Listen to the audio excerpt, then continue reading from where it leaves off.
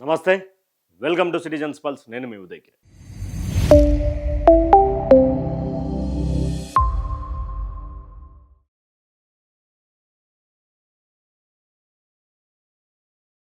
రోజు రోజుకు ముదురుతున్న కాంగ్రెస్ వైనం. కాంగ్రెస్‌లో 2.5 సంవత్సరాల ప్రభుత్వ పాలన తర్వాత ప్రజల్లోనే వ్యతిరేకత కాకుండా కాంగ్రెస్ పార్టీలోనే తమకు వ్యతిరేకమైనటువంటి పంచాయతీలు నడుస్తా ఉన్నాయి. పార్టీ తల్లి లాంటిటువంటి భవనంలో, గాంధీ భవన్‌లో కొట్టుకున్నటువంటి విజువల్ కూడా చూస్తా ఉన్నాం.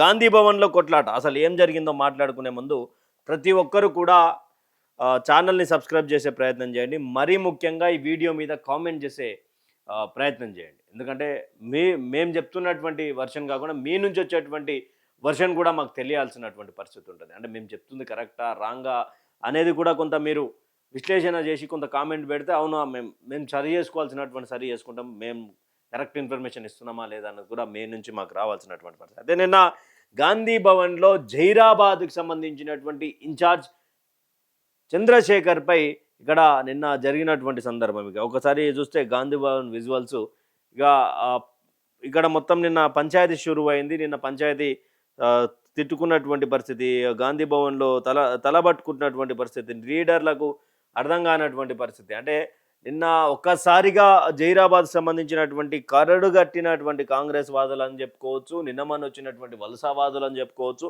వీళ్ళంతా కూడా నిన్న పంచాయతీ చేసినటువంటి పరిస్థితి. అయితేగా పూర్తి స్థాయిలో ఏం జరిగింది అనేది ఒకసారి మాట్లాడుకుంటే, గాంధీ భవన్లో కొట్లాటకు కారణం ఏంది అంటే, అక్కడ ఉన్నటువంటి ఇన్ఛార్జ్ చంద్రశేఖర్ ఎవరైతే ఉన్నారో ఆయన పైసలు ఇచ్చినటువంటి వాళ్లకు పదవులు ఇప్పిస్తున్నాడు అనే ఒక పాయింట్ ఆఫ్ వ్యూలో అడగడానికి వచ్చినటువంటి వ్యక్తులు ఆయన దగ్గరికి ఎవరు పోయినా దూషిస్తూ ఉన్నారు. అసలు మమ్మల్ని పట్టించుకుంటలేడు, పార్టీ కోసం ఎన్ని రోజులుగానో కష్టపడుతున్నటువంటి మాలాంటి వాళ్లకు న్యాయం ఎప్పుడు చేస్తారు అని కూడా అక్కడ ఉన్నటువంటి నిన్న ఘర్షణకు దిగినటువంటి సమయంలో జరిగినటువంటి ఒక చర్చ.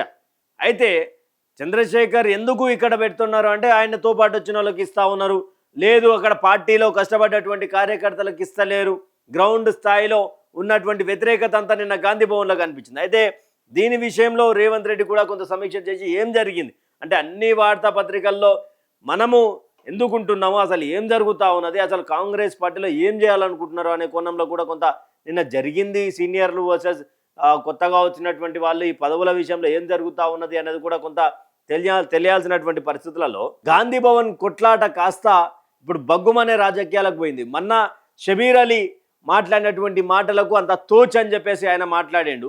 ఈరోజు చంద్రశేఖర్ అంటే సీనియర్ నాయకుల మీద ఏమైనా ఇలాంటి అంటే సీనియర్ నాయకుల మీద కుట్రలు ఏమైనా చేస్తూ ఉన్నారా, ఎందుకని ఒక సీనియర్ నాయకులను టార్గెటెడ్గా గాంధీ భవన్లో కానీ సోషల్ మీడియాలో కానీ ఇక్కడ ఎందుకు ఈ ఇష్యూ నడుస్తూ ఉన్నది అనేది కూడా తెలియాల్సినటువంటి పరిస్థితి ఉంది. హైకమాండ్ అయితే పూర్తి స్థాయిలో ఇక్కడ చాలా సీరియస్గా ఉన్నది కాంగ్రెస్ పార్టీ తెలంగాణ టీపీసీసీ మీద, కాంగ్రెస్ ప్రభుత్వం మీద అనేది కూడా ఒక అంశం.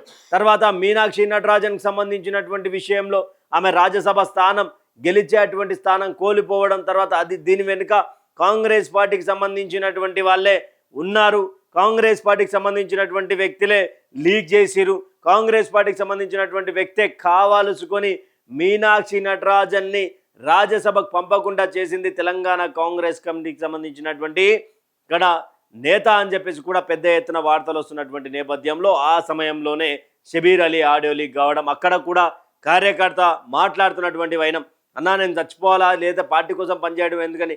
తర్వాత అంటే ఈ మధ్య కాలంలో అది సంవత్సరం కింద జరిగినటువంటి ఆడియో కాల్, అది కూడా రీసెంట్గా రావడం, ఆయన ఎంత తూచి అసలు నేను మాట్లాడలేదు, అంత నాకు సంబంధం లేదు అని చెప్పేసి కూడా ఆయన తప్పించుకునే ప్రయత్నం చేస్తూ ఉన్నారు. దాని మీద విచారణ జరుగుతూ ఉన్నది.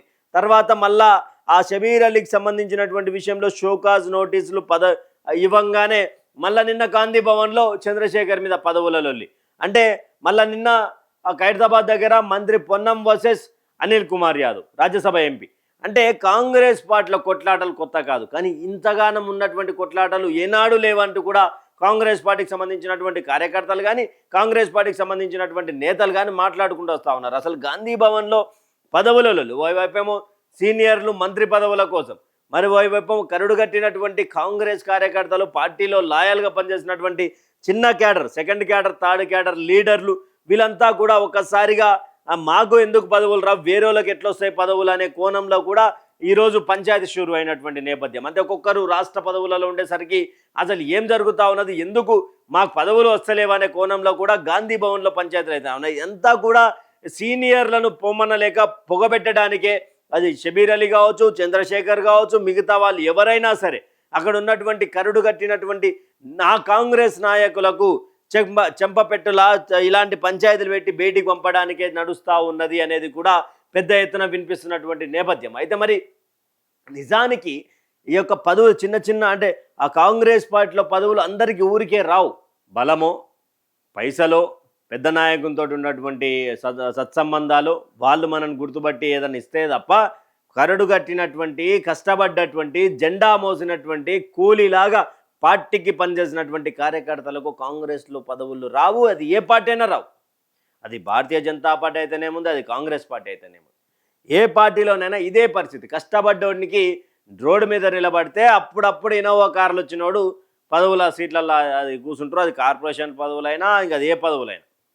మరి గాంధీ భవన్ కొట్లాట కాస్త అది సంచలనం అయిపోయింది. అంటే అది వాళ్ళు మాట్లాడుకుంటున్నటువంటి నేపథ్యంలో ఒక్కసారిగా పదవుల విషయం వచ్చేసి, పదవులు మాకెందుకు రావు, అసలు మేము ఎవరం, అసలు మాకేం సంబంధం, మేమెంత కష్టపడ్డాం, వాళ్ళు ఎంత కష్టపడ్డారు, అసలు కాంగ్రెస్ పార్టీలో మేము ఇంత కష్టపడ్డందుకు మాకు ఇదే నా గుర్తింపు, ఇక్కడ మొత్తానికి కూడా చంద్రశేఖరే చేస్తూ ఉన్నాడు, ఇన్ఛార్జ్ చంద్రశేఖరే మా మీద కుట్రలు చేస్తూ ఉన్నాడు, మమ్మల్ని తప్పించడానికి అన్ని ప్రయత్నాలు చేస్తూ ఉన్నాడు అని చెప్పి కూడా బలంగా మాట్లాడుతున్నటువంటి విషయంలో అక్కడ ఎవరూ రెస్పాండ్ కానటువంటి విషయం. అంటే కనీసం ప్రజాస్వామ్యంలో సముద్రం లాంటి పార్టీ అంటారు కానీ మరి కరడు కట్టినటువంటి కార్యకర్తలకు పదవులు ఇవ్వాల్సినటువంటి సమయం కదా. 10 సంవత్సరాల పాటు ప్రతిపక్షంలో ఉండి కొట్లాడింది మీ నాయకుల కంటే కార్యకర్తలు ఎక్కువ కదా. మీకంటే ఎక్కువ కొట్లాడింది మండల అధ్యక్షులు, టౌన్ అధ్యక్షులు, నియోజకవర్గ అధ్యక్షులు, కన్వీనర్లు, వీళ్ళు కదా నిజమైనటువంటి పోరాట యోధులు కాంగ్రెస్ పార్టీ కార్యకర్తలు. మీలాంటి నాయకులు వస్తుంటారు పోతుంటారు కానీ కరుడు కట్టినటువంటి కార్యకర్త ఎప్పుడు అలాగే ఉంటాడు కదా.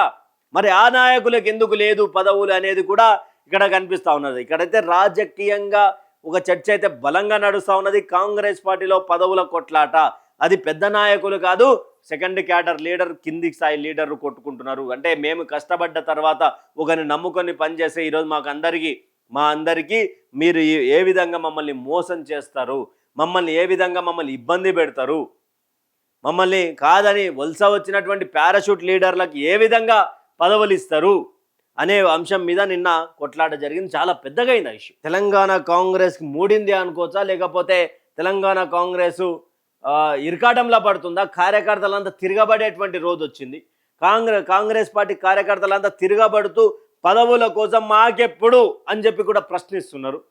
వీళ్ళంతా కూడా ఒక సందర్భాన్ని చూస్తూ ఉన్నారు. అంటే ఇక మరి 2.5 సంవత్సరాలని ఇంత పెద్దగా అవుతున్నటువంటి వైనంలో మరో 2.5 సంవత్సరాలు కావాల్సినటువంటి పరిస్థితి ఉంది ప్రభుత్వం.